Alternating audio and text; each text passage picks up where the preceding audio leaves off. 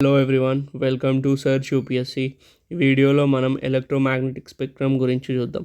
So బేసికల్గా electromagnetic spectrum అంటే ఏంటంటే ఇది ఒక రేంజ్ ఆఫ్ అన్ని ఫ్రీక్వెన్సీస్ ఏవైతే రేడియేషన్ ఉంటుందో రేడియేషన్స్ ఒక రేంజ్ ఆఫ్ ఆల్ ఫ్రీక్వెన్సీస్ అనమాట. దాన్ని మనము ఎలక్ట్రోమాగ్నెటిక్ స్పెక్ట్రమ్ అంటాం అనమాట. ఓకే, సో ఇప్పుడు బేసికల్గా ఆ ఎలక్ట్రోమాగ్నెటిక్ స్పెక్ట్రమ్ ఏదైతే ఎలక్ట్రోమాగ్నెటిక్ రేడియేషన్ యొక్క రేంజెస్ ఉన్నాయో దాన్ని మనం డిఫరెన్షియేట్ చేద్దాం. ఓకే, ఎట్లా అంటే వేవ్ లెంత్ బట్టి ఇంకా ఫ్రీక్వెన్సీ బట్టి. సో ఫస్ట్ ఆఫ్ ఆల్ మనకు వచ్చే వేవ్ ఏదంటే రేడియో వేవ్ అనమాట. సో రేడియో వేవ్ వచ్చేసి మనకు ఫ్రీక్వెన్సీ వేవ్ లెంత్ అనేది చాలా ఎక్కువ ఉంటుంది అనమాట. ఓకే, ఇది వేవ్ లెంత్ అనమాట. ఫ్రీక్వెన్సీ అంటే ఈ వేవ్ లెంత్ ఎన్నిసార్లు వేవ్స్ ఎన్నిసార్లు వస్తున్నాయి అనే దాన్ని ఫ్రీక్వెన్సీ అంటారు.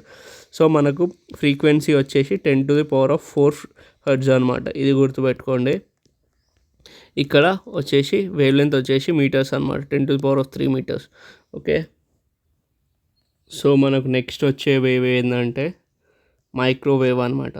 సో ఇక్కడ చూసుకుంటే మనకు వేవ్ లెంత్ అనేది డిక్రీజ్ అవుతుంది, సో ఫ్రీక్వెన్సీ అనేది ఇంక్రీజ్ అవుతుంది అనమాట. సో మనం ఏం గుర్తుపెట్టుకోవాలంటే as a wave length decreases frequency increases, అంటే ఇన్వర్స్లీ ప్రపోర్షనల్. ఓకే, అదనమాట. సో మనకు రేడియో వేవ్ తర్వాత మైక్రోవేవ్ వస్తుంది. దీని వేవ్ లెంత్ ఎంత అంటే 10⁻⁻² మీటర్స్. నెక్స్ట్ ఫ్రీక్వెన్సీ వచ్చేసి 10⁸ హెర్ట్జ్ అనమాట. మనకు దాని తర్వాత వచ్చేది ఏంటంటే ఇది మైక్రోవేవ్ అనేది ఎర్త్ అట్మాస్ఫియర్, మనకి ఏదైతే ఎర్త్ అట్మాస్ఫియర్ ఉంటుందో దాని నుంచి పెనట్రేట్ కాదు, అంటే లోపలికి రాదు. కాకపోతే రేడియో వేవ్స్ అనేవి పెనట్రేట్ అవుతాయి, అందుకే మనం కమ్యూనికేషన్కి రేడియో వేవ్స్ని యూజ్ చేస్తాం.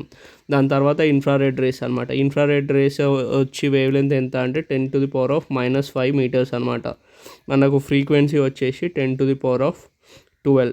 సో బేసికల్గా మనకి యూనిట్స్ కూడా గుర్తుపెట్టుకోవాలి, అంటే ఎంత వస్తుందని, అంటే దీని వేవ్ లెంత్ ఎంత, ఫ్రీక్వెన్సీ అనేది ఎంత అని. ఓకే, దాని తర్వాత మనం ఇన్ఫ్రారెడ్ అంటే రిమోట్కి యూజ్ చేస్తాం అనమాట. రిమోట్లో మనం చూస్తే రెడ్ లైట్ బల్బ్ వస్తుంది కదా, సో అది ఇన్ఫ్రారెడ్ రేసే అనమాట.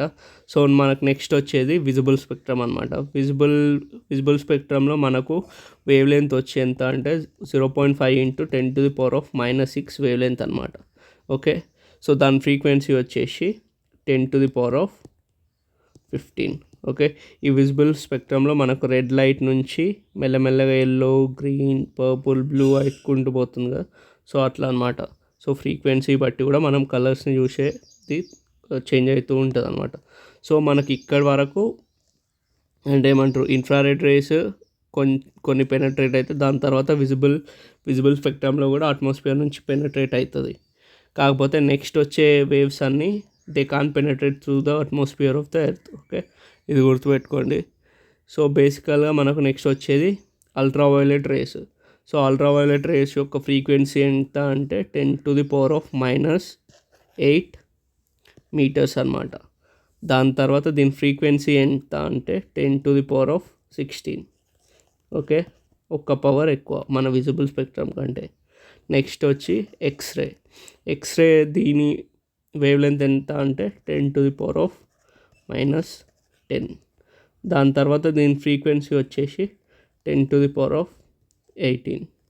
నెక్స్ట్ మనకు గామా రేస్ బేసికల్లీ ఎక్కడంటే మనకి ఇప్పుడు ఎంఆర్ఐ స్కాన్ దగ్గర ఇట్లాంటి లోగో పెడతారు. సో అక్కడ అంత రేడియేషన్ ఉంటుంది అనమాట. సో మనకు ఫోన్స్ కూడా బయట పెట్టమని చెప్తారు. ఓకే, అదనమాట. సో ఇక్కడ వేవ్ లెంత్ వచ్చి 10⁻⁻12, ఫ్రీక్వెన్సీ వచ్చి 10⁻20. సో ఇది బేసికల్గా గుర్తుపెట్టుకోవాలి. సో ఇది ఎందుకంటే మనకు ఇంతకుముందు కూడా ఎలక్ట్రోమాగ్నెటిక్ స్పెక్ట్రమ్ రిలేటెడ్ క్వశ్చన్స్ అడిగినాడు యూపీఎస్సిలో.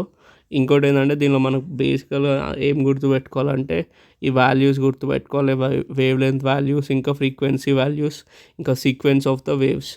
Radio wave first, radio wave తర్వాత ఏది. సో ఈ స్పెక్ట్రమ్ అనేది గుర్తుపెట్టుకోవాలి, ఈ సీక్వెన్స్ అనేది దేని తర్వాత ఏది వస్తుందని. Okay, these are the main important things which we need to remember for the video. That's for the video. Bye.